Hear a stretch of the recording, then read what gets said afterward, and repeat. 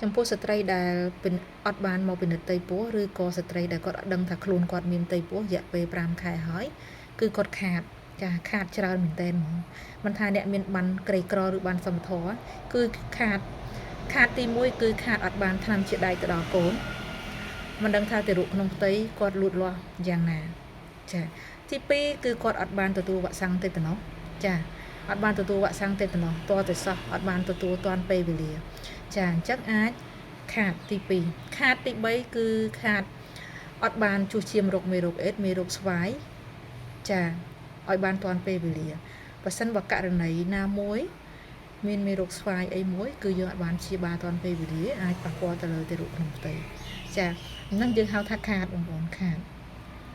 ទី4គឺយើងខាតក្នុងការទទួលព័ត៌មានសុខភាពទាំងការថែទាំផ្ទៃពោះទាំងរបបអាហារទាំងការថែទាំមើលអេកូអីផ្សេងៗតើយើងគួរមើលចន្លោះពេលណា